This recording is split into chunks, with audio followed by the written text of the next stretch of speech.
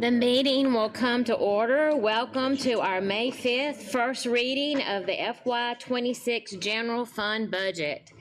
We would like to welcome with us Representative Chris Huff from District 28. Representative Huff, we certainly appreciate you for being here and thank you for your interest in the budget process. Our first budget item is item 1.01, the introduction. And on behalf of the board, I would like to thank everyone present, both in person and online. We appreciate your interest in our budget and the budget process. This meeting marks our first meeting of the FY26 General Fund Budget. To provide you with some background information, our board held a budget work session on Monday, April the 14th. Where we reviewed our strategic education goals, our FY25 General Fund budgeted expenditures, our initiatives over the last 10 years, and changes in base teacher pay, minimum hourly rate, and student performance growth from 2008 to 2025. We also reviewed the tax abatement information, Act 388 impact, our millage rate in comparison to other districts in the state, comparison data regarding our per pupil expenditures, and current revenue estimates. A clear understanding of these artifacts is necessary to map the pathway forward. I hope that by sharing this information with you, it illustrates that a school district budget is much more than mere numbers. It's a record of the district's past decisions, a review of what we as a community believe is best for students, an acknowledgement of successes along the way, and a roadmap to continued success. Finally, it illuminates funding obstacles. In fact, the adoption of the budget is the most important task of a school board. The budget decisions we will soon make are not to be taken lightly. As a part of this budget's agreed upon ethical principles, it is our responsibility to make decisions that rely upon available facts and sound judgment rather than pressure from individuals or special interest groups which are ever present. Every member of this board took an oath to exercise the duties of this office to the best of their ability. The budget decisions we will make soon are critical to the success of our students and our community.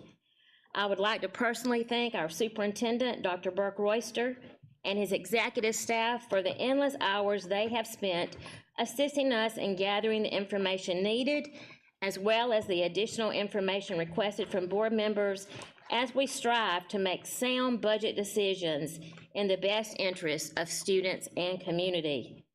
The next step in this process will be our public hearing and second reading of the FY26 General Fund Budget, which is scheduled for Monday, June the 2nd.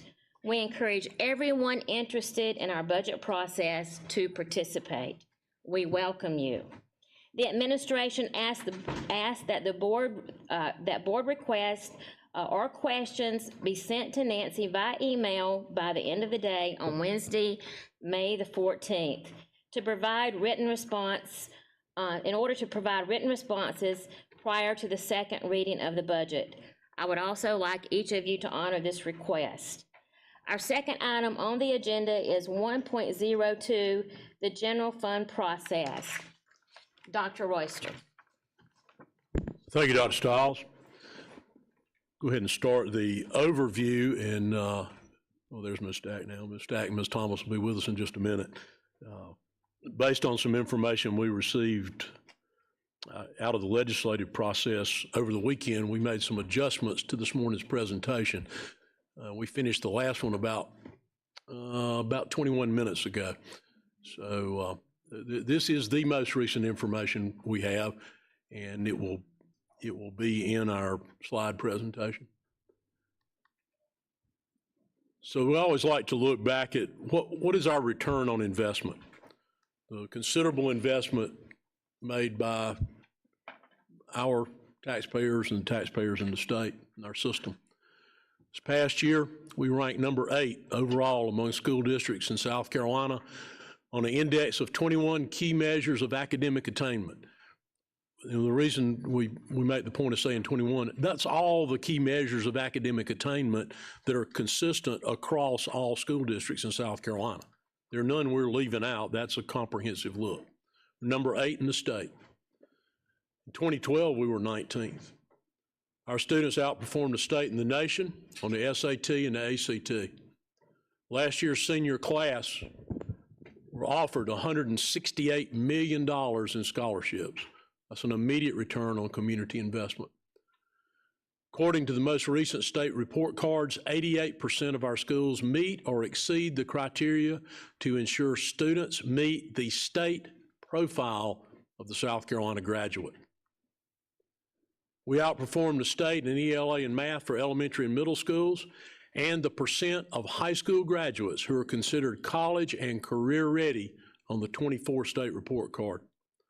Our district's graduation rate has risen 16 points since 2012 to a district high of 89% this past year. You see the increase in gap populations in there, African American students, Hispanic Latino students, limited English proficiency students, and students with disabilities who increased 34 points since 2012. During the 23-24 school year, our students earned 12,274 industry certifications, an 18% increase over the previous year and a 648% increase since 17-18. A career and technical education student is the second most expensive student to educate in our system and in other systems throughout the state. 1,757 students completed a work-based learning opportunity, internship, co-op, or apprenticeship with 540 partner businesses and organizations. That's a 23% increase over the previous year and an almost 1,100% increase since 18-19. In 23-24, our students earned 37,164 potential college credit hours via AP, advanced placement, and or dual credit courses, a 131% increase from 16-17. Premier workforce, we moved from number 11 to number 5 in teacher pay over 10 years. This was the first district in the state to approve a $40,000 starting salary for a teacher, now at $50,503. Our turnover rate of teachers is 10.5% compared to the state average of 11.8%. Our teacher salary schedule, recognizing the experience of all our teachers, has 8 steps above the state schedule, all 100% locally funded. Our top pay for a teacher, at the top end of the steps, and a PhD is $104,665. Almost 70% of our teachers have a master's degree or higher. Caring culture and environment. We have a long-term funding plan in place through the capital budget to maintain the best program investment. Our long-range facilities plan and capital improvement program projects and ensures funding for future district construction needs as well as future replacement and maintenance needs. We maintain 12.9 million square feet of buildings and 3,000 acres of grounds. Our technology refresh plan keeps school technology updated. School counselors and mental health counselors serve GCS students in every school. We have full-time resource officers assigned to every middle and high school and an increasing number of elementary schools. That last growth we've been able to attribute to assistance from the state in the passing from the legislature of additional funding for grant-funded SRO positions for schools who do not have a full-time SRO. And I believe we are currently about 39 short of that, every school having one. Zone patrol officers visit all the schools that do not have a directly assigned SRO, all the schools and centers, and they do that multiple times a day. We are again working with our law enforcement agencies to achieve the goal of a full-time SRO at every location. We have 5 security specialists that assure compliance with best practices, update emergency plans, conduct trainings, and ensure behavioral threat assessment matrix teams are in place and are properly carried out in their process of assessing threats. Law enforcement officers and technicians travel with our 8 portable evolved weapon detection systems. That will be 9 this coming year throughout the school day and at entry to athletic and other events. Efficient use of resources facilitates the achievement of all of our goals. Our finance department received the best possible unmodified audit opinion on the external audit of the annual comprehensive financial report. As a reminder, we are audited by an external CPA firm employed and reporting to the Board of Trustees every year. You can go online and read that act for annual comprehensive financial report at any time.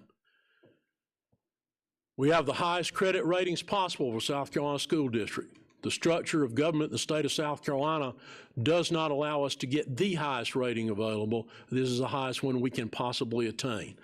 An A1 plus from Standard & Poor's and an AA1 from Moody's, which determines the interest rate that we must pay when we sell bonds to fund capital projects and capital improvements. We've received the Certificate of Achievement for Excellence in Financial Reporting from the Government Finance Officers Association for 38 consecutive years. Again, going to the efficient use of our resources, we've received the U.S. Department of Energy Award for Best in Class in the following categories: HVAC inspection and maintenance for indoor air quality, and efficient HVAC for indoor environmental quality. And until the recommendation for a $200-some-odd-thousand increase in this year's budget, we have not increased our utility budget from 2008 to 2025 through gained efficiencies in operations, many of which were funded through improvements on the capital budget side: LED lighting, more efficient control systems, more efficient HVAC systems. As we replace systems, we replace them with the latest generation of system that reaches the greatest degree of efficiency. LED lighting was a tremendous impact in a positive way on our utility budget. We've maintained the lowest per pupil administrative cost of any school district in the state of South Carolina, spending less than 1 cent of every dollar for that purpose. Because of the varying size of school districts in the state, this is true nationally, there's great variance in the size. It is difficult to draw any legitimate comparison unless you look at a per pupil cost. In South Carolina, school districts range in size from, I believe the smallest one is now about 600 students, and we're at 78,000. We're number 43 in the country, and there are about 14,000 school districts in the country. You can imagine the size of most of those if we're the 43rd largest one. If you look at our general fund, that's the overall budget. That's the budget we're here to talk about today. That's the budget that the board will be asked to review and adopt at their final reading of the budget. It is most heavily weighted with salaries and benefits. We are a people-driven organization. Everything we do is centered on providing services to people, and the predominance of those services are delivered by people. That's a total in the 25 budget of $850.8 million. All the other expenditures in the general fund budget, utilities, insurance, and we'll look at a breakdown of that in just a minute, is $71.5 million. Here are the people. Teachers and aides, $547 million. Instructional support, in a minute you'll see a definition of each of these, $100 million. Operations at the school level, 9.6% or $81.3 million. School level administration, principals, assistant principals, administrative assistants, $46.6 million. 5.5%. School level clerical, 9.9 million, 2.5%. All district personnel, that is personnel housed at the district level that serve schools either on a rotating basis, on an itinerant basis, or as needed based on their skill set, or provide some centralized service, is 6.4% of that budget. So district employees, 45.3, that's housed at the district level, 5.3%. 9.6 million district director or above. That's everybody that runs this operation. Director, assistant superintendent, associate superintendent, deputy superintendent, superintendent. 1.1% of the salary budget. Less than $1 of the budget. Those two numbers together represent 6.4%. As you look at the comparison of this year to last year, the amount being spent and percentage on teachers and aides increased. Spent on instructional support increased. The amount spent on operations at the school level, based on comparison to the other expenditures, decreased from 10.1 to 9.6. School administration from 5.7 to 5.5. From school clerical, 2.4 to 2.3. District personnel from 5.4 to 5.3, and district leadership, director and above, from 1.3% to 1.1%. Because we added teachers, and teachers receive and have traditionally in the last several years a larger percentage increase in their salary than other employees. Putting our money directly in the classroom where it has the greatest effect. This explains who's included in those categories of teacher and aide, instructional support, school level operations, school admin, school clerical, and district employees. This is what the non-salaried budget looks like.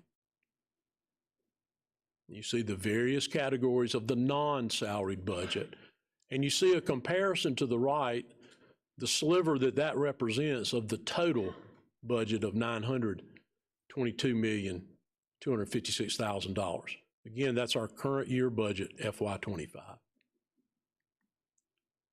This explains what's included in non-instructional expenditures: fixed cost, maintenance support. Now that would include any minor repair, all the supplies and materials they buy for minor repairs. It doesn't include a capital like roof replacement, but it might include roof repair. It doesn't include replacing an HVAC system, but it would include replacing a component in a system. Instruction and instructional support. You see the things listed there, directly supporting the classroom. Technical and data processing, transportation support, and district level support. And you see the items listed in each one of those things, the categories that comprise the overall category. We looked at that chart a while ago that shows more money going into teacher pay from 24 to 25. So from 2008 to 2025, our teacher base pay increased by 61%. Our minimum hourly employee pay increased from $7.14 to $16.08. Both of those are market driven. We want to be at the top of the market at base teacher pay, because we compete with other districts in the state of South Carolina to secure the best teachers for our classrooms. Single greatest impact to an individual student's achievement is a quality teacher in the classroom. The second greatest impact is a quality principal in the building. Minimum hourly rate, we're competing with employees in those categories with every business and industry within our county and our greater, in the greater area of the upstate. So to remain competitive and to provide a job that provides a living wage, we've been able to move that to $16.08 an hour. We moved from number 35 in 2010 to number 5 in teacher pay. If you look at initiatives over 10 years, from FY16 to FY25, we've added 10 steps to the GCS teacher salary schedule, recognizing the value and the importance of our most experienced teachers and ensuring they receive a pay raise commensurate with that offered to teachers at the lower ends of the pay schedule. Increase the base teacher salary from $33,259 to $55,03. You see our current range. Our average teacher salary from $52,126 to $71,261.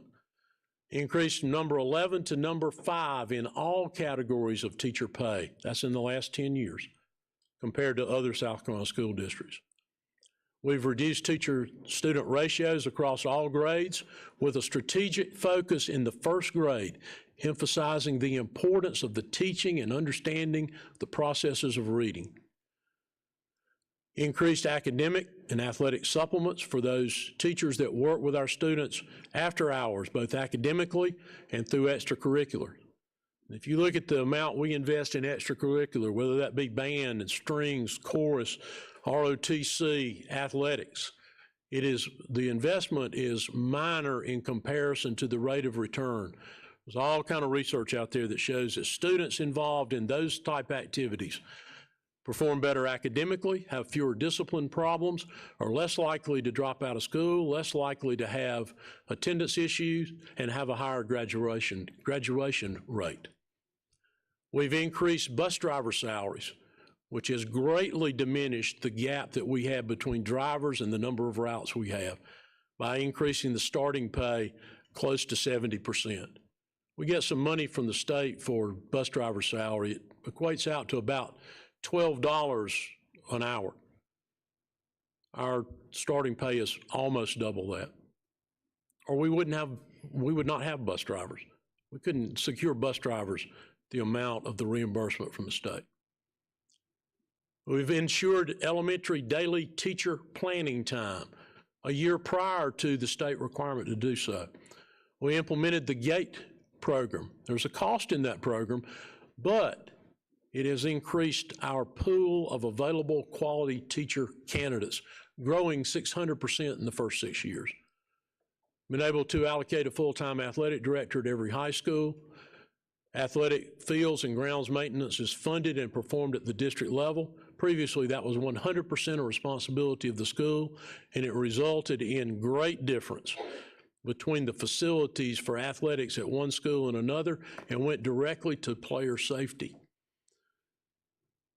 We're able to implement a flex allocation for instructional needs. So every school in the district, the principal has an allocation based on school size to place a person wherever they need them to improve instruction beyond the pupil-teacher allocation formula for the schools.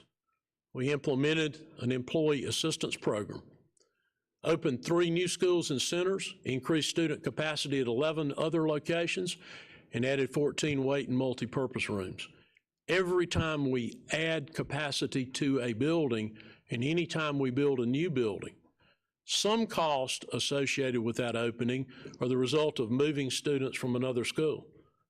But there are costs associated with operating a new facility that we don't gain a reduction in another one to set up that new building. We maintained teachers and aides when state funding ended for English as a second language, now categorized as multilingual learners. We decreased the multilingual learner-student-teacher ratio from 138:1 to 80:1, 50:1 in schools with a population over 50% multilingual. And as a reminder, those students who arrive here without any English skills and any acquisition of English, in 2 years, they go into standardized testing for accountability purposes for that school and for the district within 2 years. Within 1 year, they're taking the test, and it's counted by the second year. We established elementary reading interventionist positions and expanded them to meet data-driven needs. Those students struggling most with comprehending, understanding, and reading process, we're providing additional directed instruction to them. We increased the specialized classes to allow the maximum number of students with disabilities to be served at their home-based schools. We added ongoing funding for band and string instruments. Provided assistant AD supplements for assistant director supplements for instrumental music based on the number of participants. Added assistant coaching supplements to multiple sports to provide competitive balance with athletic programs in other districts. Not full-time positions, but coaching supplements. Decreased school counselor ratio at all schools. Increased clerical support for all schools. Added full-time substitutes to all schools. One of the greatest challenges every school faces on a daily basis is ensure they can provide enough substitute teachers to meet the need driven by teacher absences. We implemented a security zone patrol. Done targeted wage increases for employee work groups with critical shortages. We referenced that earlier with bus drivers and with our lowest wage level employees. Added interventionists, credit recovery labs, and expanded summer school beyond the funded provided for summer reading camps to enhance student achievement. Added evolved systems and the personnel to operate them. We've expanded the ARMS program to 2 sites and increased program enrollment by 103% in 3 years, adding 362 students in grades 3 to 8, providing this enhanced arts opportunity for our students in grades 3 through 8 after school. Provided pupil activity support for schools as costs have increased for them to provide those activities on a formula basis that is offset by the poverty level of the school. One thing that we talk about, and I mentioned it earlier, about how difficult it is to compare expenditures from one school district to another because of the various size of those districts. South Carolina, comparing a district with 600 students to one with 78,000 students. So we constructed 4 comparison districts. The basis of that construction was geographically contiguous and to create a district with relatively the same pupil size as ours. So if you look across, we've labeled them Southeast, North, Central, and Upstate.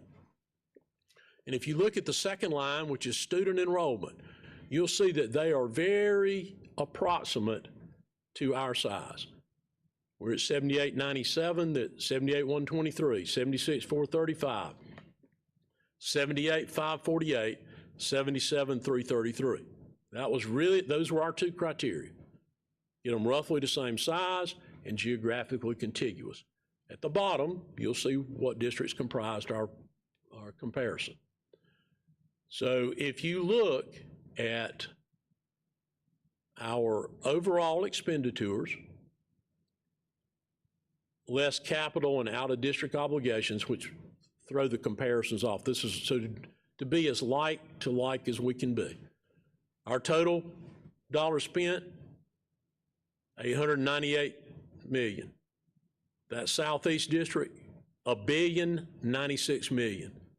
The North District, $970 million. Central, $1.2 billion. Upstate, $969.5 million. You can look down each column and you can see what's spent on instruction, instructional support, operations, other commitments. Now you can see capital and district, out of district obligations. They're excluded from the total at the top, but they're listed there for you to see. And leadership. And district and program management cost. That's one that people like to talk about an awful lot. Ours represents 0.92 of a like budget. The next lowest one represents 1.69%, and the highest one 3%. That is absolutely no reflection on any of these districts. There's certain infrastructure a district has to have in place to operate. But when you put these things together, Like, you can see the level of efficiency with which we operate. So there was no regard in this comparison to how they perform. Though if you look at that list down there, you'll see some very high-performing districts. So we looked at the 7 that perform better than we do. All right, you see the total constructed the same way you saw it on the previous page, but in this case, you see a per pupil. Because again, the population of the 7 that perform more highly than we do is 111,000, not 78,000. So you see we're spending 11,499 per pupil, and they're spending 14,000.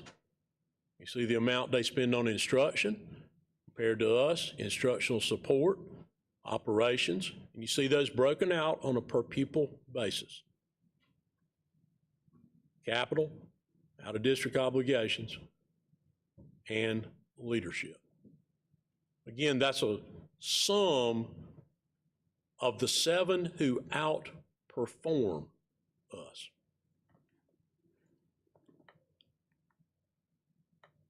General fund expenditure, we often hear, well, why don't you take anything out of the budget?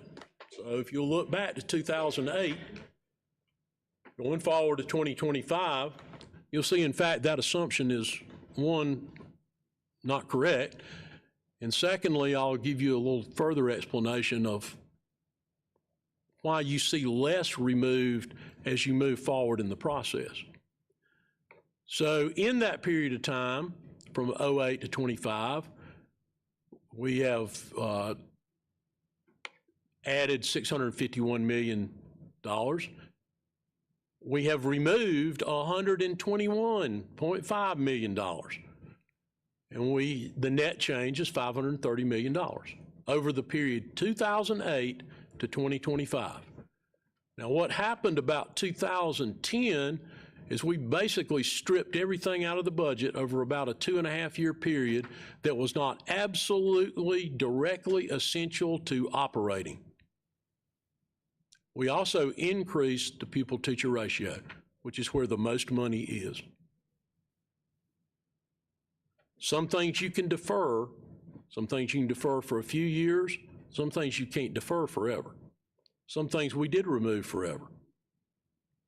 Everything that's come back in since that time has gone through the process that we'll go through, that we went through in the workshop, we go through today, and we'll go through at second reading. Every add to the budget, having stripped out about $82 million in that short time span, has gone through that same process, or it didn't go back in. Tax abatement. Tax abatement is a reduction of taxes granted by government to encourage capital investment. There are 3 vehicles for that in South Carolina. Fee in lieu of taxes, FILO, Multi-County Industrial Park, MSIP, Tax Increment Financing District, or TIF. Now, without these incentives, it's likely that some or all of these projects would not have taken place, generating no tax revenue. Incentives are an important tool for economic recruitment and development. However, these incentives, most of which require no involvement or approval by the elected Board of Trustees in a school district, tremendously impact revenue. The following table illustrates the significance of that impact. That significance indicates that additional consideration should be given to the amount and duration of such tax incentives. Over the past 8 years, the total amount tax revenue withheld from Greenville County schools through tax abatement is $313,988,000. There you see the abatement amounts by year. Now they're cumulative. That abatement continues until the abatement ends. In some cases, there is no end to it. Some cases, there's a termination. You see the accumulated value of that revenue. That equals 171.8 mills, which is obviously the measure of taxing levied. During that period of time, the GCS raised millage by 26.9 mils. None of those increases have been necessary had a portion of that revenue not been withheld. Because again, it's not realistic to assume that all of that should have been withheld. Don't know how much development might have occurred without any incentive. So that's not the message here. All right, Act 388 removed owner-occupied homes for tax purposes for school operations, period. Removed it. There was a reimbursement developed by the state to replace that lost revenue. If you look at the very bottom of the chart that's displayed, you will see it's referenced as Tier 3 reimbursement. There's a Tier 1, a Tier 2, and Tier 3. The other two have to do with senior citizens and the first $100,000 on value of a home. The amount for those two tiered reimbursements, the first two, were set the first year they were put in place, and they have never been increased. Tier 3 does increase, but what you will see is the amount of difference between that reimbursement in Tier 3 and what those homes would have generated without Act 388. So year one, we were 5.5 million to the good. Year two, that dropped to 637,000. If you look right now at the amount that would have been received, it is a difference of $93 million. That was not replaced. That's not an argument for or against Act 388. It's a simple statement of fact. The reimbursement received does not equal the value of the property tax removed. There's our Tier 3 reimbursement for FY24. And the estimated tax revenue with 4% property, which is pretty easy to calculate because that's the revenue that would show on the county side. And you see the difference. And you see over time that difference has dramatically, the gap has dramatically increased. And you see how much millage that equals. So let's look at a house. All right, so the average home sale value as of about a month ago, Greenville County, is $350,000. On a ratio of 4%, taxable value of that home is $14,000. Our mill rate for operations, 158.2. So if it were being taxed, that would be $2,215. On that home, we'll receive $1,440, Tier 1, Tier 2, and Tier 3. So just on that one house, we come up short $775 on that one house. Smaller house, lesser difference. Bigger house, bigger difference. So you don't have to ride far to see evidence of new houses. In our system, a house generates 0.4 of a student. So if you go back to Insight data, which is the only comparison that one can draw where you can look all the way across the state, because the state collects the data the same way, and the most recent version is FY23. Our average cost of a student, 4/10 of a student, average student, is $4,600. The average state revenue that we received in 23 was $26.62.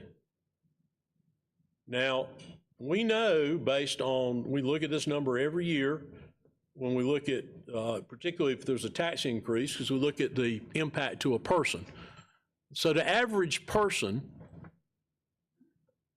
in the country, we don't know the average person in the state, but it's probably pretty close to this. They drive either a Toyota Camry, a Ford F-150, and I believe a Nissan was the third model.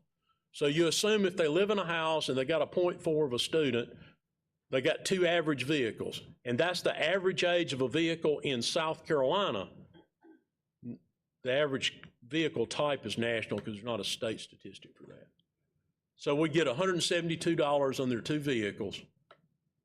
So for that 0.4 of a student is a shortfall of $1,768, the 0.4 of a student.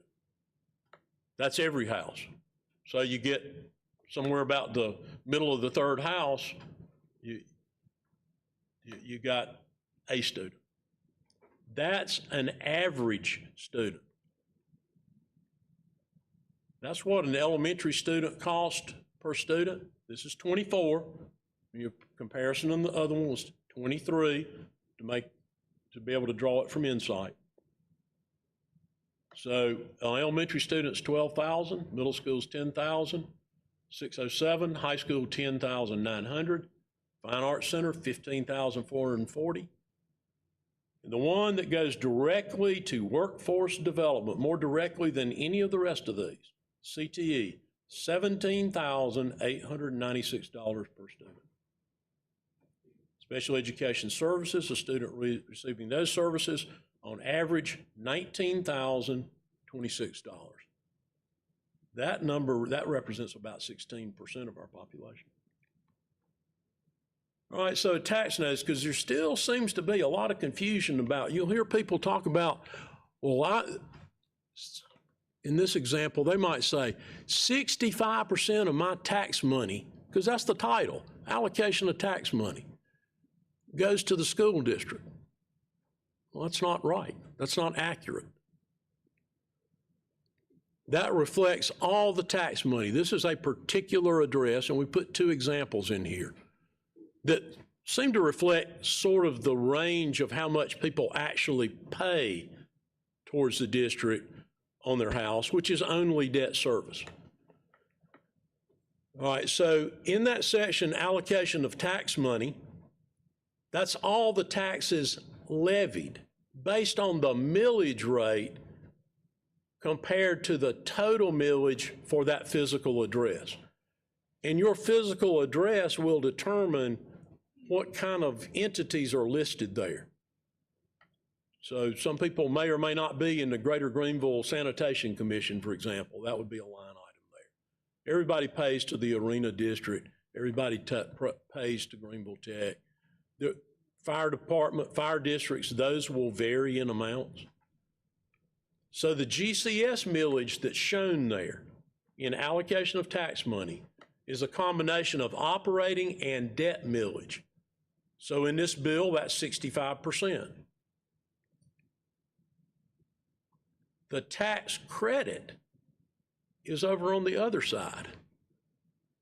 School tax credit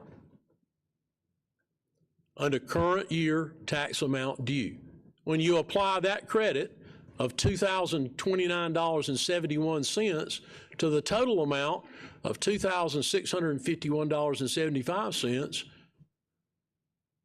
the actual paid to the district is right at 30%, not the 65% that's displayed on the bill.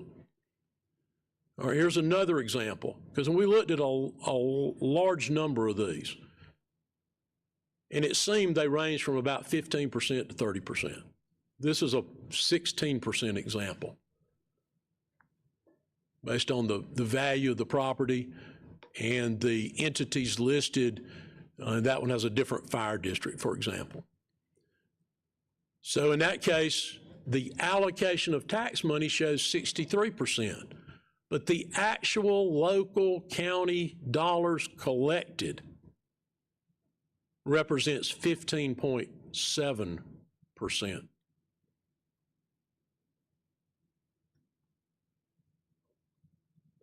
This really came about because we gotten a couple of questions over time about why can't we pay as much as Charleston? So our understanding they're looking to go to $60,000 a year for a beginning teacher this year.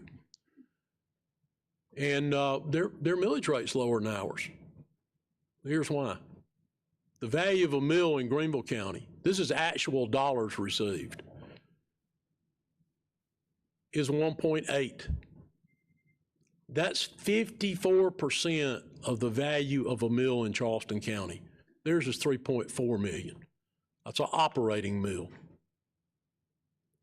If you use that mill value and our mill rate, that would generate 534.7 million for us versus 289 million that our millage currently generates. It'd be pretty easy to get to $60,000 with our current millage rate with that value, or even a lesser rate. Had we experienced the same amount of growth as Charleston, we could have the same current budget without having increased millage. State aid to classrooms. That is now the primary funding formula for state funding. It is in proviso. It is not in state law. A proviso is a one-year law. The Education Finance Act is still in state law. This proviso came into being, I believe, now 4 years ago, this being the fourth year. So the basis of it is a theoretical ratio of a 75% state share to a 25% share. So there's never been an intent, nor was there one in EFA, in Education Finance Act, for the state to pay 100%. There's always been an assumption of local effort. In fact, at one time, it was expressed in a formula that required you to meet a certain amount of local effort. You had no choice about it. That locally funded share is determined by the district's index of taxpaying ability. That's expressed as a percentage reflecting the assessed value of taxable property in the district. It does exclude owner-occupied. It's calculated every year by the South Carolina Department of Revenue and communicated to us. It can change each year based on changes in the assessed value of property in the county as a proportion of total value of property in the state. Our ITA, Index Taxpaying Ability, for 26 is 0.09484 as a percent of the state's 1.0. If the ITA increases, state revenue decreases. If the ITA decreases, the amount of state revenue increases. Districts experiencing economic growth do benefit from that growth, but those benefits can result in a reduction in state funding because it has to do with your place in the order of all others. So we titled this a little differently, and we're probably guilty of contributing to this myth as well. It's the myth of the state-funded teacher raise. Because this year, our teachers have heard, and I think all of us have heard, a $1,500 raise for teachers. What that reference is the direct correlation is the state minimum teacher salary schedule will increase by $1,500. In this new funding formula, it's based on the state teacher salary schedule, master's plus 12 years experience. That's in that new aid to classrooms formula. So the state FY25 minimum is $57,250. The state adds $1,500 to that number. It adds FICA and retirement. They do not include health benefits in there because that's funded in a separate line item. So the raise brings the average master's plus 12 years to $77,879. That's a requirement to move cells. for people at the minimum. In a minute, you'll see not everybody gets the amount that would even allow them to move the minimum in some districts. We're above the minimum. There's what we pay a teacher with 12 years experience, $63,469. So just on the FICA and the retirement portion, ours is going to go to, if they get zero raise, it's going to go to $84,134 compared to the state $77,879. All right, so this is how it's calculated. The number of students in the state, total, 770,504, divided by the target student-teacher ratio, which is 11.2, and it includes some people that you would not necessarily consider as teachers. But what it doesn't include is it does not include clerks, secretaries, custodians. It doesn't include principals, assistant principals. It doesn't, if they're not direct classroom instruction or a nurse or direct instructional service to a student, it's not included in that ratio. So it excludes the reality that you have to have these other people as well. Multiply that times the salary and fringe for a teacher with an MA and 12 years experience, the number you saw on the preceding page. That's 77,879. You get the statewide total allocation.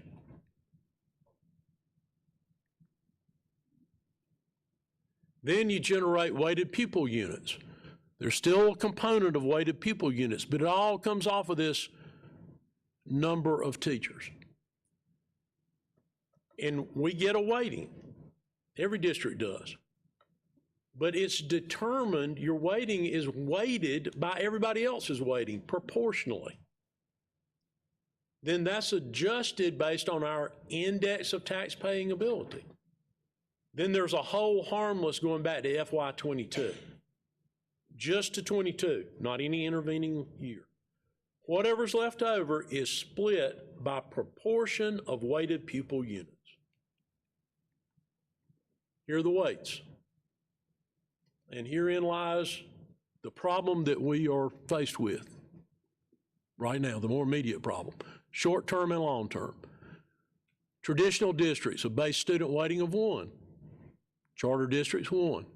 Students with disabilities, 1.6, 1.6. You'll see them go down parallel to one another until you get to the last two. Brick and mortar school student, 0 in the traditional district. Charter district, 1.25. Virtual school student in a charter district, 0.65. Those are adds to the 1.0.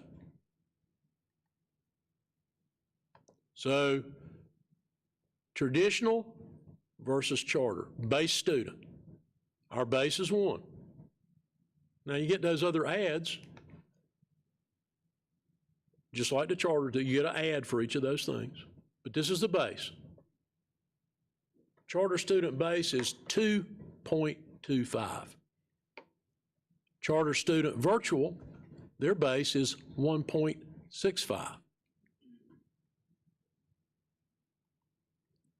So if you look at new state funding, the bar to the left is FY24. That blue bar is new funding for charters per ADM. New funding, not total existing, new funding. Second one, FY25, you see a difference there. And in FY26, you'll see the difference between $880.41 and $85.99 in new funding.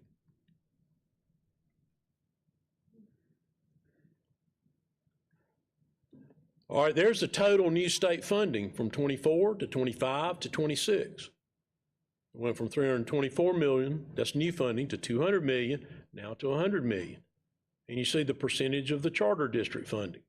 So it became, there was a little concern last year but it became glaringly obvious of this disparity this year.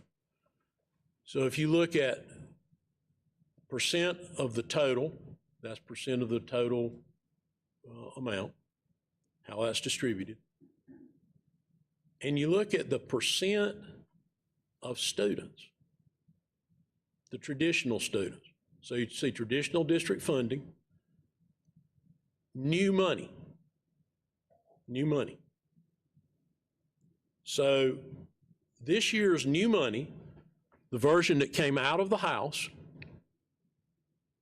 and went to the Senate side, traditional district students represent 92.51% of the 770,000 students. But we receive 54.67% of the 112 million. Charters represent 7.5% of the total number of students and are receiving, based on that proviso, 45.33% of the 112 million. And there were a large number of school districts that received zero new state funds, or their state funds were less than they were the previous year. We were not one of those. There it's spelled out in a little different way. And there is our allocation based on the version that went from the House to the Senate. You know, the budget goes from the House side to the Senate side. Then it comes back for what they call House 2. It's now sitting at House 2.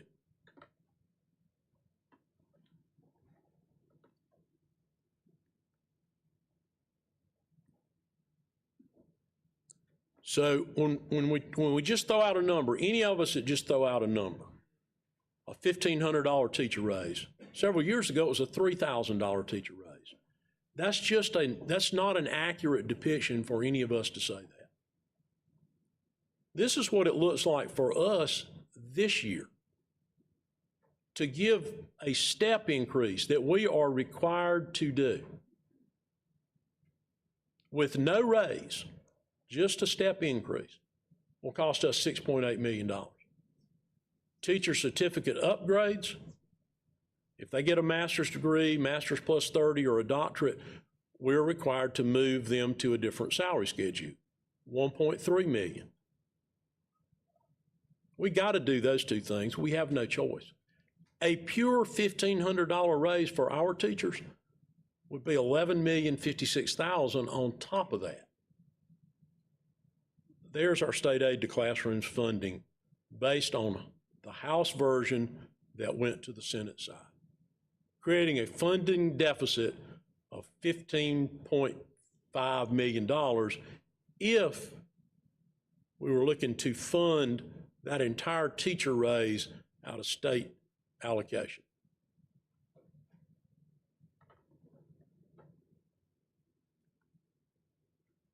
Now, when we first became aware of this, because what happens when there's a House version, the House version is communicated to the State Department of Education. This happens on the House side, this happens on the Senate side. On the House side, they're simply looking at a number, 112 million, and it goes in this formula. They don't put it in the formula, the State Department puts it in the formula. And they follow the proviso that has multiple sections to it. When you read all those sections, you get that disparity that we summarized on those previous slides. So the first time that we became aware of the depth of this issue was when we got the spreadsheets from the State Department, and all districts in the state got that, and saw the impact of this, the 90 million not coming, going to the charters, and the 22 million coming to us. We immediately communicated our concern to Representative Bannister, who is not only chair of our delegation, but for purposes of this process, he's the chair of House Ways and Means. He immediately recognized the concern, recognized the issue, and committed to working to address correcting that issue. And he has done that in the intervening period of time. So there is a temporary solution, which would be to amend Proviso 1.3 to help to mitigate that disproportionate distribution of state aid to classrooms, and to add a new proviso to establish an education stakeholders task force made up of representatives from traditional school districts and charter school authorizers. The task force would study the current state aid to classrooms funding formula and recommend revisions to ensure a more equitable distribution of funding to traditional public schools and charter schools. That will give us temporary relief and seeks to determine a long-term solution for this growing disparity. Now, we've looked at everything in our budget, and I'm going to share with you how we've arrived at where we are. If you look at the recognition that inflation and current overall economic conditions are affecting our employees as well as the taxpayers, many of whom are also our employees, we're not going to recommend an increase in the millage rate. But unlike speculation in some quarters, that's not an unusual occurrence. This will be the fourth time in 11 years we've not raised millage. The reason we're able to bring you this recommendation is we have no improvements to programs in this budget other than a small increase in special education support services. The overall economic forecasts are trending downward. All the things that we look at nationally. Historically, when we see that, we develop budgets with minimal increases during those periods of time. Our student growth has slowed. We're still growing, but it's slowed. Equally, and maybe more importantly, the distribution of that growth is greater in grades with formulas that drive fewer positions. All our positions, school level, really formula-based. We continue to project local revenue growth based on year-to-date collections. So we got about 6 more weeks worth of data we had in the workshop. And we look at the 5-year historical trend. We have, in what we presented to you, very conservatively recognized interest income growth we've already experienced, because it's a volatile marker. But the likelihood that any downward trend over the next 14 months, because when we're sitting here today, we're trying to predict what will happen in 14 months. It will not exceed the amount we're recognizing. The downward trend will not exceed it. We're not recognizing all of it. That would not be an appropriately conservative view of it. We do have information regarding the manufacturer's depreciation allowance. Manufacturer's depreciation was changed at the state level, now allowing them to depreciate ultimately to 0. There is an offset of some amount of state revenue for that purpose, for which there is a cap. But there's no way to predict when that cap will end, because it's like some of the other proportional expenses and revenues. It depends on the amount of manufacturer's depreciation lost and how quickly it's lost. But we're able to recognize additional funding in that for the coming fiscal year. Lastly, we want to make sure we're competitive as best we can possibly be. Based on what little information we've been able to gain to this point, some districts it's very clear what they intend to do, others it's less clear. Some of them have said they plan to increase their millage rate. I think Fort Mill was 21 mills, 22 mills. Aiken has announced some similar increase. But they are not at the level we are with teacher pay. We cannot catch Charleston and Beaufort if they do what they say they're going to do. They'll go to $60,000, starting teacher pay. What it does look like is that distance will increase between us and them. More people will move closer to us, but we'll likely be about where we are based on what we know at this point. That's not a certainty. We never know that till really in the fall of the following year when we know it was certainty. But based on everything that we see from we read all the clippings that come across School Board Association and SCASA. We talk to other superintendents. Finance talks to other finance directors. Based on what we can gather at this point, we believe that to be the case. All right, so there's some what ifs in here. If the unfunded mandate, this extending paid parental leave from 6 weeks to 12, is removed from the state budget,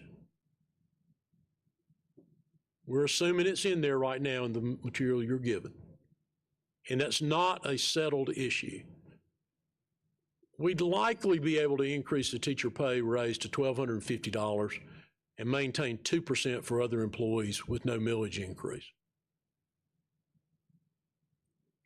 If the allocation of new funding from state aid to classrooms is adjusted to address the current tremendous inequity between the public school districts and charter districts, it's possible we may be able to recommend a $1,400 teacher pay raise with a 2.4 increase for other employees.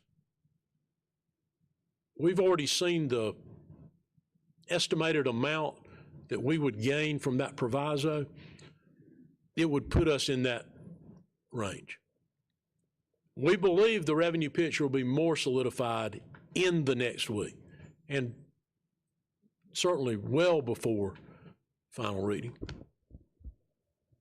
While we're still awaiting the outcome of multiple considerations in the General Assembly, based on the initial calculation of information we received this weekend, our recommendation could become step movement with an increase to each step by $1,400 for teachers, the addition of a 37th step, recognizing our most experienced teachers, and a step increase or 2.4% for all other employees, whichever is greater. This is dependent on elimination of the new provision, doubling paid parental leave. And let me speak to that just briefly. We're not against people having parental leave, but we are unusual in school districts in South Carolina. We have no cap on earned sick leave. We have employees with 300 days or more of sick leave. That puts us in a different position from some others. But more importantly, it's an unfunded mandate. We know what the first parental leave cost the district. We estimated that amount, and we are tracking right on that cost. This is the first year. And we're almost through the year, and we're tracking right in line with that estimated expense. We're fine with increasing that if it's paid for, but it will become another unfunded mandate. So if we had to make a recommendation today, which by our policy, by our process, we don't have to make one today, that would be $1,050 for teachers, the addition of a 37th step, and a step increase or a 2% increase for all other employees, whichever is greater. So depending on those other two variables, that $1,050 could go maybe to $1,250, could possibly go to $1,400. I don't see anything on the horizon that would indicate it could go to $1,500 with no tax increase. So that would be our recommendation today, if we had to provide one today. So at this time, I will turn it over to the revenue and expense portions of our presentation.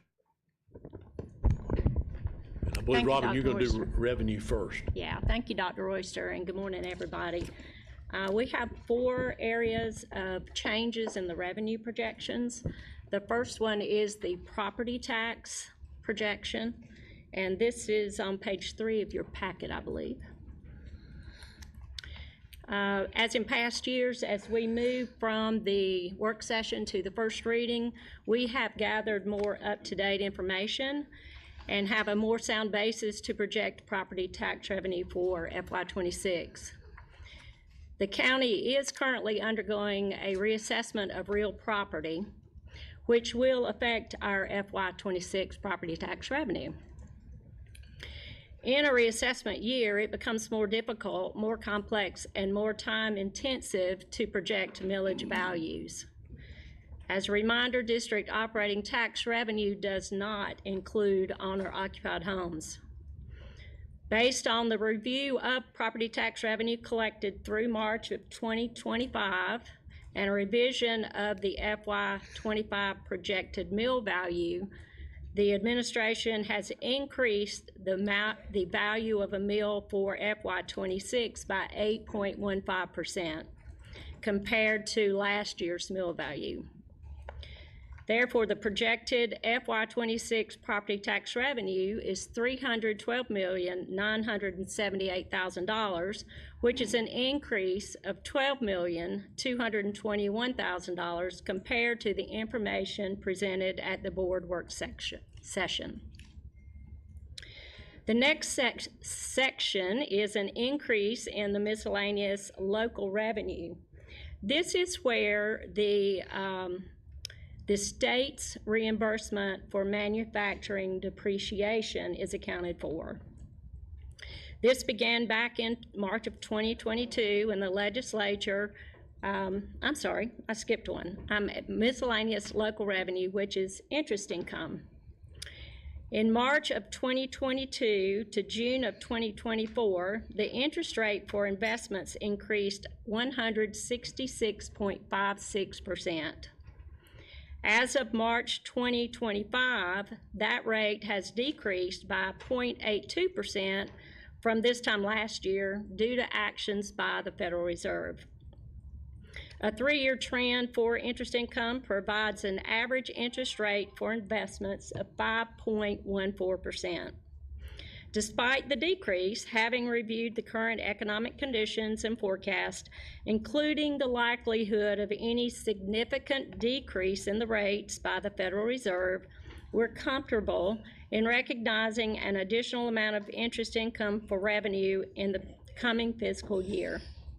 In light of these factors, we've increased the interest income projection by $1 million compared to the other presented at the board work session. Now, let's move on to other state revenue, which is the category where the states attempt to reimburse districts for their change in manufacturing property taxation. The reduction put forth by the General Assembly in 2022 is accompanied by this obligation on the part of the state to reimburse local governments for lost property tax revenue resulting from the implementation of this partial value exemption, or PVE. The PVE fund is capped, and when the maximum amount is reached, the district will not receive any additional funding. But based on what we received in 2023, 2024, and so far in 2025, we've increased the miscellaneous state revenue included in FY26 by $1 million for a new total of $22,144,000. And then the final category is the transfers in revenue. Food service has increased the indirect cost revenue transferred to the general fund by $47,000. That concludes the changes in revenue.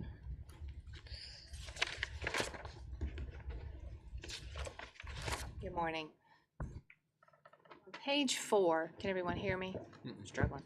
On page 4, there's a summary of 3 different scenarios for expenditures, similar to what we presented in the work session, but I just kind of wanted to highlight and make sure we were all logistically in the same place. So the first column represents the same items in comparison for a $1,500 teacher increase and a 2.4% step or a minimum step for non-teacher schedules. The blue column, middle column, is $1,250 increase to the teacher salary schedule and a 2% for non-teacher minimum others. And the green column at the far right is $1,050 teacher increase with a minimum 2% for other schedules. Also, you'll notice that there are two yellow highlighted items. I want to bring your attention to those. Line 4 is a new item, which I'll go over when I'm going through the narratives themselves, but that is an item that you have not seen before, and that is a 4.6% employer health increase.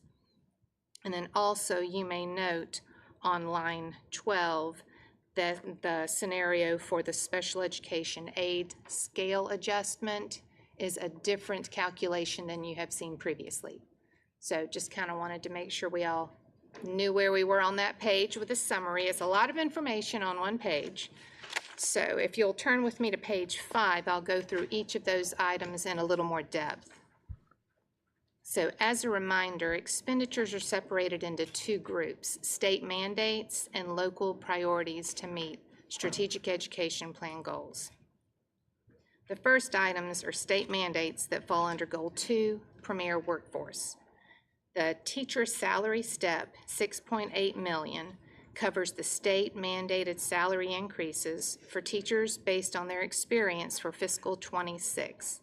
It includes any local components that Greenville County Schools has included in its salary schedule to attract and retain teachers, ensuring competitiveness in the recruitment and retention of educators.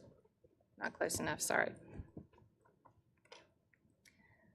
The teacher salary schedule includes 5 different certification levels: bachelor's, bachelor's plus 18, master's, master's plus 30, and doctorate. Teachers are not only required, but actively encouraged to pursue additional training. When that training leads to a certificate upgrade, state law mandates a corresponding salary increase. The next 3 items reflect the projected cost for these teacher certificate upgrades based on 3 potential salary schedule increases. A $1,500 increase projected to cost $1.34 million, a $1,250 increase projected to cost $1.317 million, and a $1,050 increase projected to cost $1.303 million. The next item, $3,396,000, is related to employer health insurance premiums, which, as you will recall, are calendar-based. This item is for the second half of calendar year 2025's 11.8% employer contribution increase.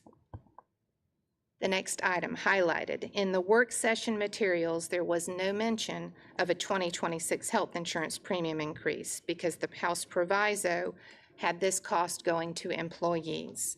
Under the Senate version, that cost is shifted to the employer. As a result, it is now included, reflecting a 4.6% increase to health insurance premiums at an estimated cost of $2,122,000 for the period from January to June 2026. At the top of page 6, paid parental leave in the amount of $1.5 million. House Bill 3645 is the bill that proposes an expansion of the state's paid parental leave benefits for South Carolina public employees, including public school personnel. Currently, full-time employees are eligible for 6 weeks of paid leave as a primary caregiver and 2 weeks of paid leave for co-parents or foster placements. The proposed legislation would double these benefits to 12 weeks for primary caregivers and 4 weeks for co-parents or foster placements. If enacted, this expansion would require an estimated $1.5 million in additional funding to cover extended leave periods for eligible district employees. Under priorities and considerations for local requirements of the Strategic Ed Plan, Goal 1, Student Success. First item are increases associated with student growth. Planning and Demographics projects an enrollment increase of 458 students for fiscal '26. This item provides funding to support staffing and formula-driven allocations needed to serve those additional students. Specifically, the increase will cover costs for additional teachers, school support staff, and per pupil formula allocations.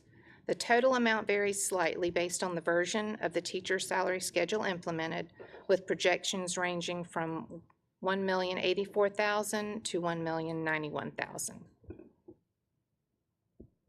Next line item is the staffing of the new Reedy Laurel Elementary School with 36.75 FTE. And this line item funds teachers, all teachers, support staff, also assistant principals, school counselors, media specialists, and clerical personnel for beginning of kindergarten through second grade for the new Reedy Laurel Elementary School. The first item, the $2,925,000 represents the $1,500 teacher raise, and the blue item represents the $1,250 teacher raise, and then the green is for the $1,050 teacher raise. On page 7, special education teachers. To address the increase in students requiring specialized or self-contained services, this request adds 10 special education teachers.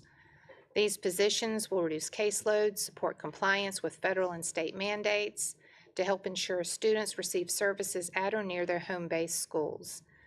Estimated costs range from $962,000 to $968,000 based on the teacher salary schedule version. At the top of page 8, the secondary MLP, a multilingual curriculum consumables. This is a move from Title IV due to reduction from the Title IV federal grant. This proposed investment includes our curriculum renewal with new resources, particularly for our students with limited or interrupted formal education, includes data platforms, progress monitoring tools, and addresses those critical gaps at the secondary level. The next 3 items under Goal 2, Premier Workforce, represent options to increase all cells on the teacher salary schedule with a goal of strengthening our efforts in recruiting and retaining high-quality educators. Greenville County Schools currently ranks 5th in South Carolina for both starting and average teacher salary. These proposed local increases, when combined with regular step movement, would result in the following average salary increases for teachers. A $1,500 increase would be an average raise of 3.5%, with the range being from 2.4 to 4.8. A $1,250 increase would give an average raise of 3.2%, with the range from 2.1 to 4.3%. And a $1,050 increase creates an average raise of 2.9%, the range from 2 to 3.9%. Implementing one of these increases will help ensure that Greenville County Schools continues to offer competitive compensation and remains among the top 5 districts in the state for teacher pay. At the top of page 9, the amounts listed represent the estimated cost of adding a 37th step to the teacher salary schedule. Our current schedule includes steps for teachers with 0 to 36 years of experience. Adding a 37th step ensures that our most experienced teachers, those already at the top of the schedule, will advance to the new step and receive a corresponding salary increase. The estimated cost of these range from $150,000 to $250,000, depending on the $215,000, depending on the teacher increase. The next 3 items are for an adjustment to the special education aid salary scale. To improve the recruitment and retention of special education aides who provide critical support to some of our most vulnerable students, administration proposes revising the salary schedule to better reflect the demands of these roles and improve salary competitiveness. The key proposed changes increase the minimum hourly rate to $18 and reduce the number of salary steps from 8 to either 5 or 6, depending on the version. The scenarios shown on page 9 would provide employees with a salary increase ranging from 5.9% to 10.8% by moving to 5 steps at an estimated cost of $716,000. The scenarios presented on pages 10 and 11 are identical and offer an alternative with salary increases ranging from 6.5% to 10.4% by moving to 6 steps at an estimated cost of $506,000. These adjustments align with the district's ongoing efforts to support high-need roles and maintain competitive compensation structures. At the bottom of page 11, the additional days, 3 additional days for special education aides. These 3 days will be used by the district, the special education department, to provide professional development on topics such as de-escalation, positive behavior supports, classroom management, instructional support strategies, data collection for IEPs, assistive technology, and legal compliance. The bottom of page 12, behavior specialists, a 2.0 behavior specialist will help us meet the growing behavioral support needs across our district. We currently employ 9 district-based and 1 school-based behavior specialists, each serving an average of 11 schools. This will help them provide proactive training, classroom coaching, and ongoing support.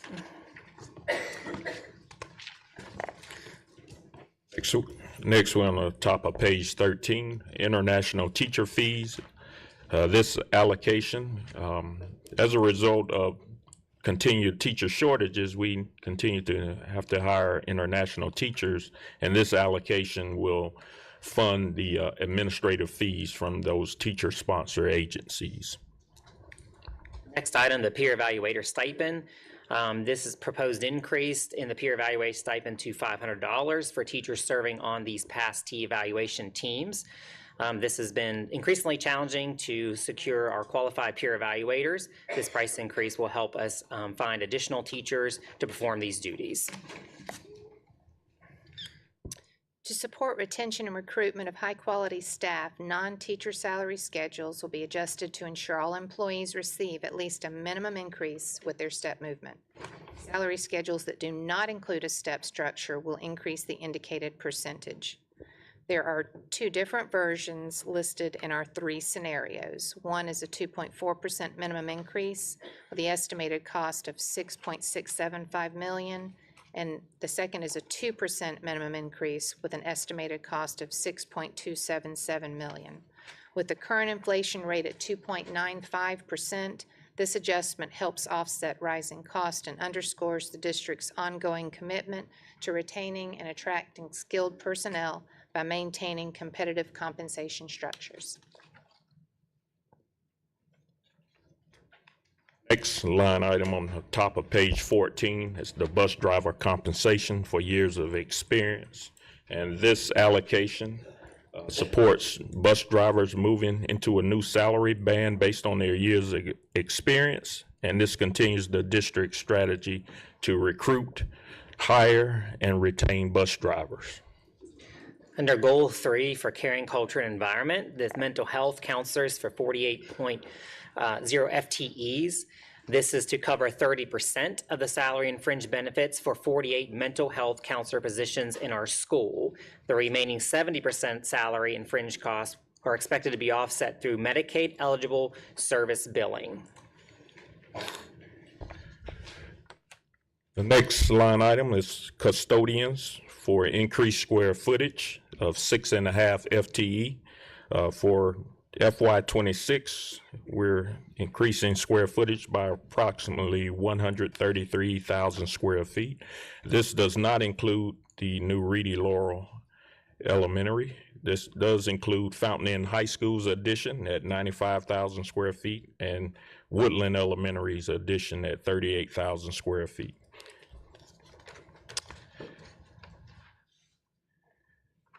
The next line item on page 15 is the GPS management tool subscription. This allocation moves this item from was currently funded in Title IV funds, but is now moving to the general fund based on that the Title IV funds are no longer available. And the purpose of this item is to maintain the critical real-time tracking and safety monitoring and operational oversight for our daily student transportation in our bus system. The next item is utility cost increases. We're opening approximately 193,000 square feet. This includes Fountain Inn High School at 95,000 square feet, Woodland Elementary's addition at 38,000, and it does include the Reedy Laurel building at 60,000 square feet, and this addition is based on a per unit calculation. The next line item is district property liability insurance premiums. This estimate is for the increase in premiums based on current and projected market conditions. The recent rise in severe weather events, cost of labor and materials for repairs and rebuilding, property values, regulatory changes, and additional square footage have led to this increased cost. Next item is cost increase for existing services and supplies. Our operation budgets continue to face increased costs of materials, supplies, and contracted services. All multi-year contracts include inflation-based escalation clauses, and this line item will support our building services, maintenance, grounds, transportation, and ETS departments. And these estimates do not include any calculations for escalating costs due to imposition of tariffs.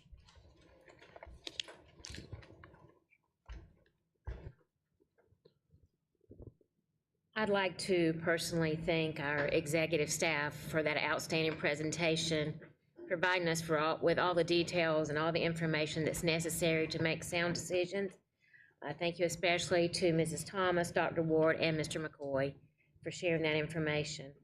And at this time, I would like to see if Dr. Royster has any summary comments or thoughts. Really just one reminder. When we started at the outset of this presentation, we talked about information we got over the weekend, that if that proviso is enacted and the resulting revenue is what it would be projected to be, and should that mandate for parental leave either be removed or funded,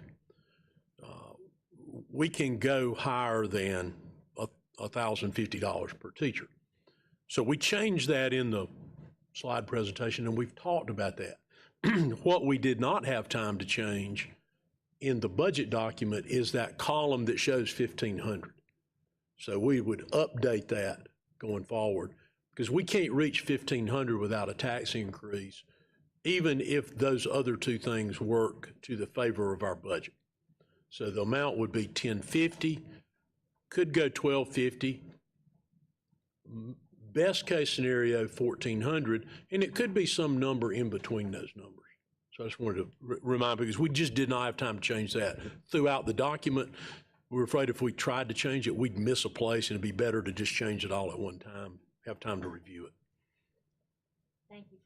Thank you for that clarification, Dr. Royster. Before we move to board discussion, Representative Frank from District 20 joined us in the meeting. And Representative Frank, we would like to thank you for being here and welcome you for being a part of our process today. If you'll raise your hand where everybody can see you. Okay. All right. Our sixth matter of business and our final matter of business is board discussion. At this time, I will open the floor for anyone who has questions. Ms. Leventis Wells. Dr. Royster, thank you for your presentation. I just have a few questions. How much do we get from small businesses? I know over the years when we have a millage increase, they are the ones that are hit the hardest. How much do we gain from small businesses? Robin, you have that broken down where you Okay. can and probably contact. Thank you. How much do we get from second homes? Okay, because I'm one of those. That house sits there, but I know I pay close to $3,000 in school taxes on that one. Just sits there. And also, out of the last 10 years, which years have we, and how much have the two highest millage increases been over the last?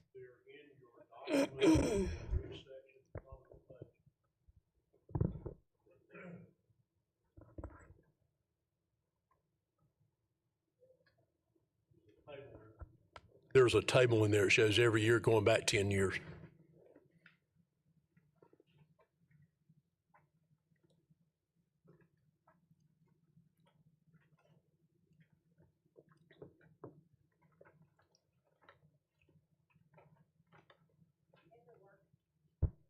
In the work session information, it was on 1-5.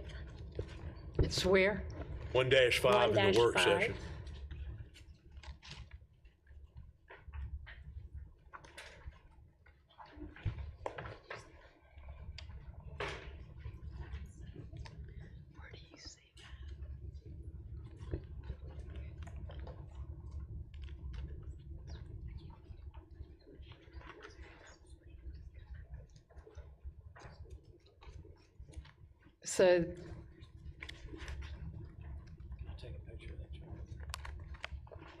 So Robin, on 1-5, am I reading that correctly, that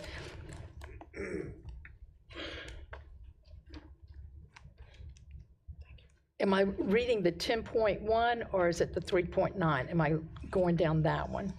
Which one am I looking at on millage? The highest, Okay, the millage increase, okay.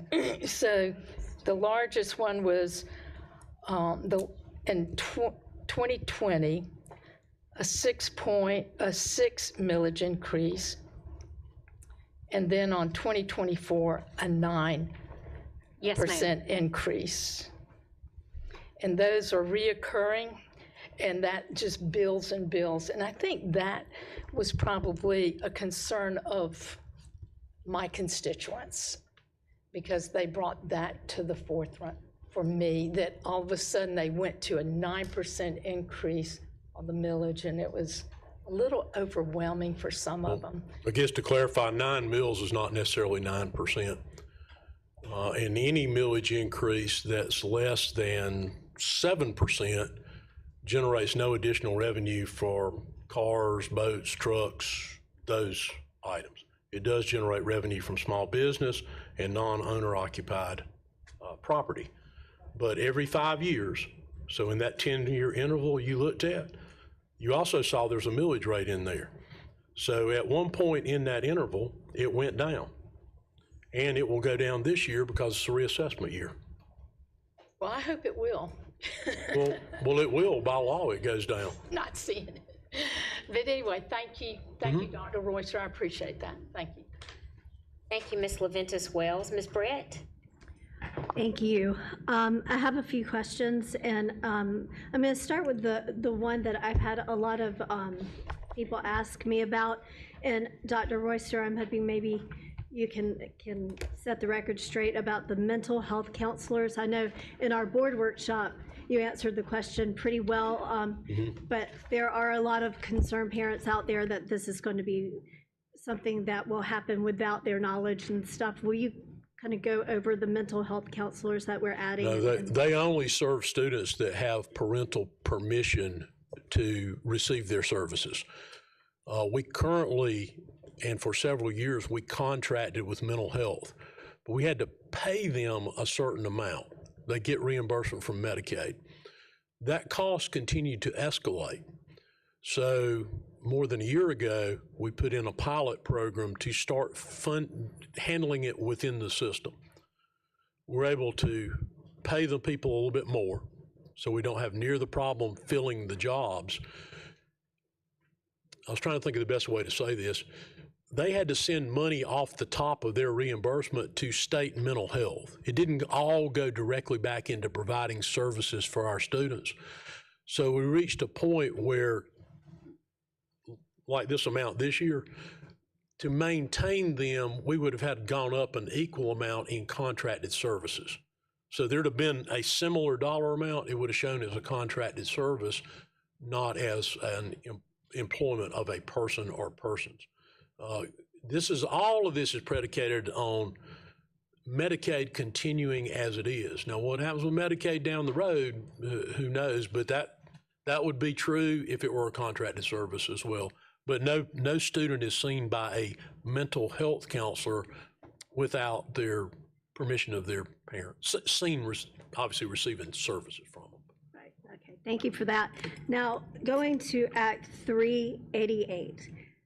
I'm looking right here and it says that it's only for homeowners over the age of 65. Is that not correct? No, that's not correct. Okay. There are 3 reimbursements: Tier 1, Tier 2, and Tier 3. I might get them in the wrong order. I won't get 3 in the wrong order. Tier 1 was first $100,000. So the first $100,000 of your house, Tier 1. So that was pre-2008. So you subtract $100,000 from the value of your house, no matter who you are, if you live in it. All right, then if you were over 65, they passed a reduction based on over 65. So if you were over 65, you got the $100,000 reduced, then you got an additional amount reduced. And when they implemented those 2 reductions, there was state revenue sent to the districts to replace them. But it's frozen at the level that those 2 reductions went into place. Tier 3, which removed all the rest of it and removed all of it for other homeowners. So even if you weren't 65, the difference between the first $100,000 they removed and the total value, it's removed. So now for every taxpayer who lives in a home they own or they and the bank own, like most people, and they live there, they pay 0 school operating millage. The millage you're talking about in your general fund budget. They pay towards debt service, as they always have, and that continues to be the case. And that has not been increased in a number of years. So that exemption, if you live in your house, that exemption applies to you 100%. So assuming I, as the homeowner, I'm already, I don't have to apply for this, is that right? That's correct. Okay, so it's just already given to me. The only one As I'm your aware that anyone mortgage. has to apply for anymore would be the over 65, but not related to the school district. Right, okay. You don't have to apply for anything if you're over 65 related to the school district operating. They'd need to know that for other tax purposes, though. Okay. And then my last question, maybe a Robin question, I'm not sure, but so when I'm doing my budget, I know exactly how much money I am bringing in every month, and I take that lump sum and I start deducting, okay, I have my mortgage, I have my utilities, I go down. From what I understand, do all of our departments start with a 0 budget and work their way up? Is that the process that we use, the 0-point budget? Finance every year looks at every budget's department, and each department head has to come in. Every 2 to 3 years, and this was one of those years, they go to 0 in everything and relook at all of it. Okay, so that's The bigger issue, if you go back to when we stripped $82 million out in those 3 years, there's nothing that's been added since then that didn't go through this process. Itemized, spelled out, narrative, and the cost. Okay. Probably the biggest challenge that we have related to your example, most people generally know what they're going to make for a year. Part of ours is estimation. So when we get into local value of a mill, any amount we get that we start to project over what we took in this year.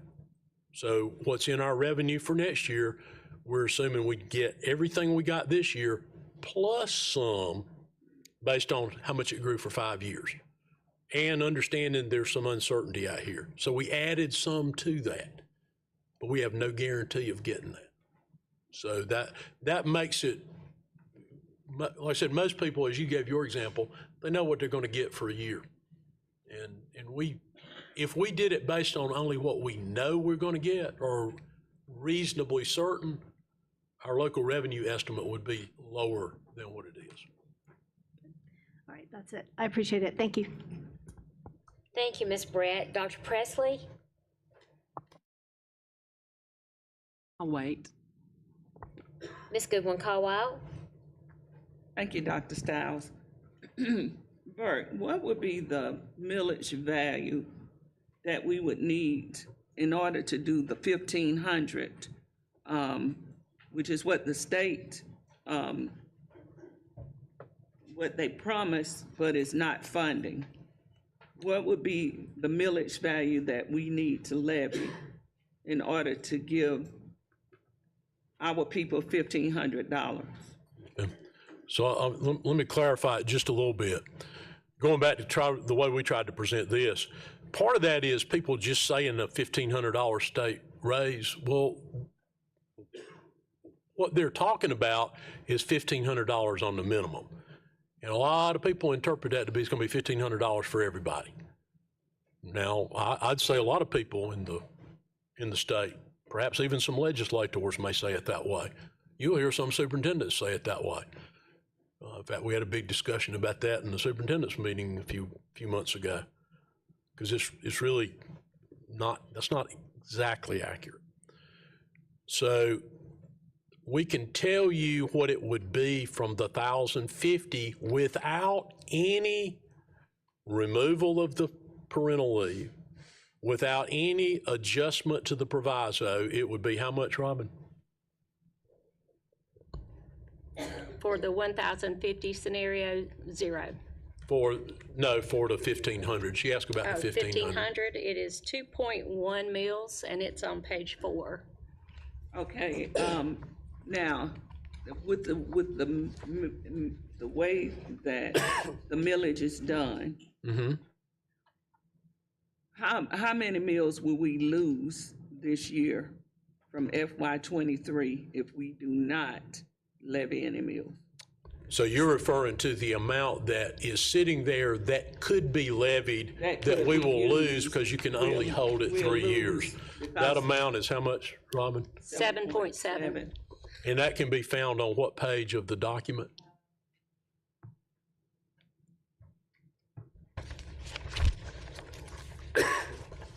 If you go back to the work session, it is on page 1-4. And I believe on that same table, it also shows how many mills are retained. And that would be how many? 42.9. So that 42.9 we would need to use within the next couple of years, or we lose it also, right? That's correct. There's 42.9 that could be called upon that are not lost, which goes back to the fact that the millage rates you have approved, the increases are extremely conservative, because the formula that drives that comes from the state, and it's based on population growth and inflation. And we get one every year that describes the amount that could be. And that's what the state put in place when they did Act 388 to make up the amount that they were not giving to the districts. It's to make up It's to help with the makeup of the 25% side. You go back to what we shared with you about the formula 75-25. It's to help you make up the 25% side. So, and I know a lot of the employees think that that's going to be a $1,500 increase, but you explained it that it's on the minimum. Yes, and as you know, we meet with the teacher forum each year and talk about this too, and we always explain it to them that way as well. Now, this year we put more details in the presentation about it, but we try to explain it that way. But like I said, even people that deal with this all the time, they'll refer to the $1,500 raise without adding that clarifying language, because I guess for one thing, it's just easier to say that way, but it is not totally accurate. Okay. Question about the special ed budget that you have in here. Has the IDEA appropriation changed? Is that why we put over $1 million in special ed in the general fund budget? per year. Has the IDEA appropriation changed? No, Why are we funding this? Does IDEA not fund this? no. IDEA, the best they've ever done, the federal level, IDEA, is 20%. When they passed IDEA at the federal level, they committed to 40%. Our special needs population continues to grow. So as long as they continue, that demand for service continues to increase, the cost to provide it will increase. Therefore, that's going to likely always be in our budget, unless there's some dramatic reversal in the number of students that are being identified for special ed services. Okay, I see where you have on page 7 that the increase of 446 students in 6 years. I would like to have that broken down by year as to how many special ed students that increase. You've got it in here that it increased by that amount in 6 years. I want to know, like, how many students. I'm not sure did where you're seeing 446 and it increased. It's on page 7. Page 7.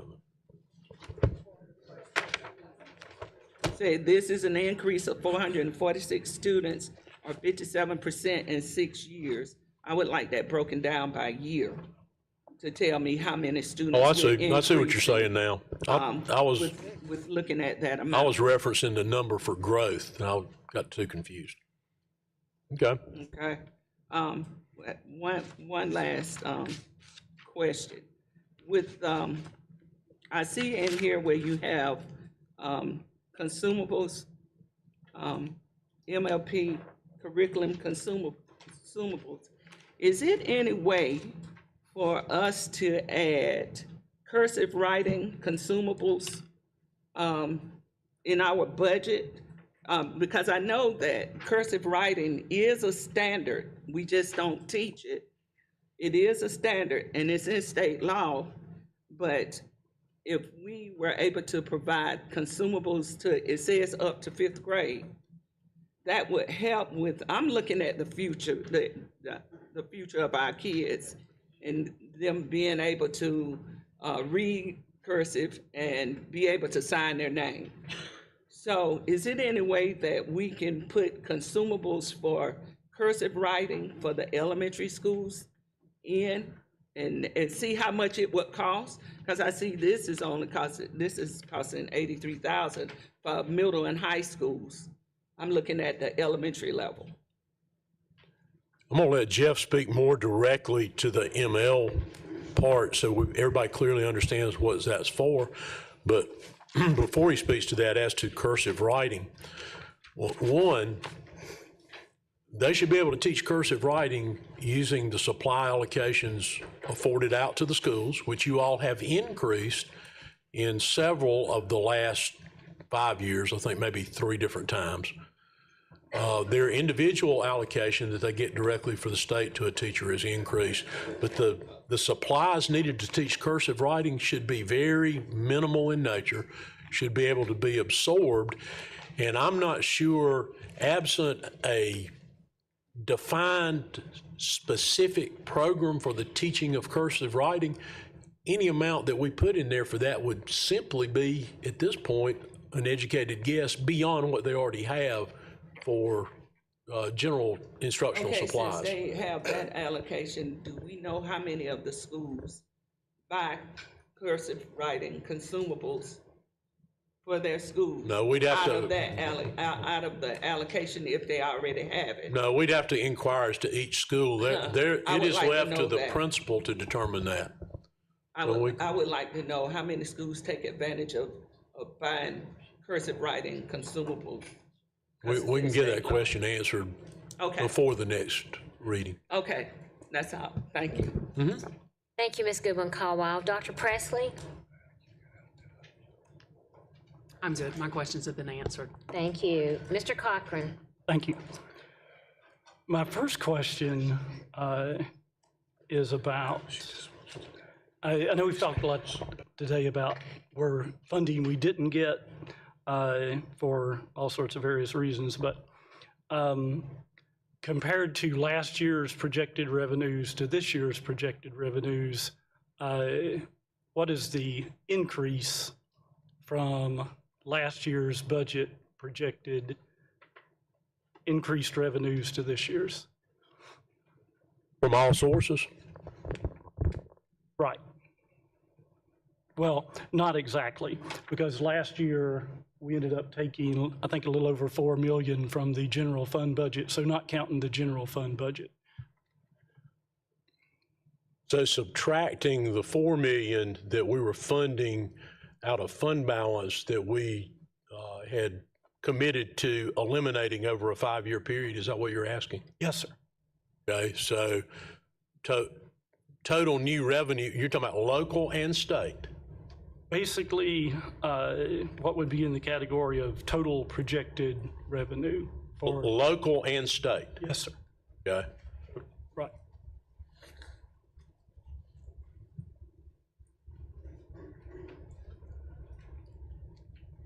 Minus the 4 million. 44.1 million. Thank you. So again, with all the things we have talked about, it's still a situation where we do have 44 million more dollars this year than we did last year. Thanks. And my other question, going back to Mrs. Brett's, one of her questions earlier, with the mental health counselors, that 48 positions, is that the total number of mental health counselors that will be in Greenville County Schools next year, or are there more than that? Does that include No. all of them? No, that's not all of them. There are already some funded by the district in the pilot program that we mentioned. This removes another 48 from contract with mental health services, and there remain, how many, Mr. Davey, would contract to mental health? Let's see, I believe altogether, sir, we were at 84 when you combine all of them, so that 48, and I believe we have 10 in the pilot, 58, so somewhere around 25 to 30 that they're. So we'll give you a specific answer before the next reading, but you have the approximate answer. Yes, sir. Okay, and if I could get, along with that answer, if I could get just the information on how that has changed maybe over the last decade, as far as how many we had going back 10 years ago to now, how that number has changed as far as the number of mental health counselors, that'd be great. Yeah, as you may recall, it's based on acuity, so it's based on caseload. How many we have? Thank you very much. Thank you, Dr. Stiles. Thank you, Mr. Cochran. Last call for questions. I have one more, Dr. Leventis Wells. Dr. Royster, can you explain the services of the mental health counselors? Do some parents have to pay for this service? Because I thought this was provided by the district at no cost, and I've received some information that some families are having to pay. So can you explain that to me? If you have somebody that's having to pay, you need to refer them to us. That's the cost differential that's not covered by Medicaid. Now, if they have insurance that will pay for it, they're asked to have their insurance pay for it. But most insurance policies don't cover that. So if somebody's being charged, we would need to know that. I will. I mean, I did. So. Well, they need to contact, who's the right person, Jeff? You can contact our office. The Greenville County mental health folks, though, to Dr. Royce's point, if they are not Medicaid eligible, they will send a bill to the family for insurance purposes to collect that amount. They don't necessarily always stop service, but they will get a bill if they are not Medicaid eligible if it's a Greenville mental health school. If it's one of our schools, where the 11 pilot schools or 10 pilot schools that we have right now, there is nothing being charged to any student in those schools. But Greenville Mental Health, yes, that is, if it's not Medicaid, they do bill insurance for that. Very much. And the ones that are in this budget Yes, would sir. fall under the same grouping as our 10 in the pilot. Okay, thank you. Any more questions? Ms. Middleton? Thank you. When you talked about the state funding charter schools, and they're funding them to a higher level this year, is that correct? And if that happens, how will that affect, I guess, our budget? Well, if it stands as presented on the House version that went to the Senate side, you can see right there it's not new. The disparity just has become more and more evident over the last 3 years. The budget we gave you, where we said if we had to recommend today, it'd be $1,050 teacher raise and 2% for others, and all the other things that we listed in here. That's assuming that that disparity isn't partially addressed. If it's partially addressed through the proviso that we mentioned, right there, we'll pick up about $1.9 million more in state revenue. Okay, but if it's not addressed, if it stays as it is, then we will not pick up that money. That's correct. And then we will have to, we may have to look at a millage change, or will we still have no? Only if you, our recommendation right now would be $1,050 for teachers and 2% for all other employees.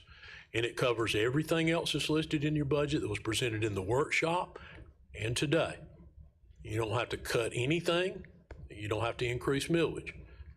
Now, if you go above $1,050, yes, you'd have to. Okay. So even if the state does not, stays the same and does not do the proviso, we can still do the 1,050 pay. 1,050 for every teacher step. Then, as you know, teachers are required to get a step. That costs right at $7 million. And then the teacher certificate upgrades, 1.3. Then we got to add teachers. Reedy Laurel, that's a separate line item because there's personnel being added there. There's personnel for growth. So all of those numbers, that's why you have like multiple versions. Depending on the teacher pay raise, all those numbers change. For adding teachers at Reedy, for opening Reedy Laurel, for adding teachers for growth, because the base dollar allocation for salary changes. Okay, that's good. And I will add on to what Michelle said about the cursive writing. I'd be very interested in seeing what we are doing in our elementary schools to try to, what schools are doing cursive writing. Now, Or at all. To me, that part would be a committee of the whole presentation. Now, if you're asking for some budget impact, I don't think we can assess all of what they're doing, but I think people that deal more directly with that, and the three of them are sitting over there, the three assistant superintendents that lead elementary schools, I believe they would agree that they could include the instruction of cursive writing without there being a budgetary impact to it, because they're supposed to be teaching cursive writing by the 5th grade already. That'd be a correct assessment. 3rd grade, yes, sir. 3rd grade, I'm sorry. They start in 2nd, but 3rd is the standard. By the 3rd grade, it's a standard. So it is taught? Yes. Yes, ma'am. Good. All right. Thank you. Thank you very much. Thank you, Ms. Middleton. If there are no other questions, Dr. Royster, I have one final question. Is it realistic for me to conclude that if all state and federal mandates were fully funded, we would likely never need to increase our millage rate? Is that realistic? It would be, I think, very close to being realistic, assuming we would continue to grow and all the mandates were funded where you could funnel growth into going above the state minimum salary schedule. Because all we're talking about getting an amount that would cover that part. That's, I think, very likely. It certainly wouldn't look anything like it looks now. Thank you so much for answering that question. Hearing there are no other questions, this concludes our first reading of the FY26 general fund budget. I need a motion to adjourn. Second. Mrs. Linda Leventis Wells has made a motion to adjourn. Ms. Mosley has made a second. All in favor, say aye. Aye. All opposed, no. This meeting is adjourned at 11:05 a.m. Thank you again to everyone for coming. Have a great afternoon.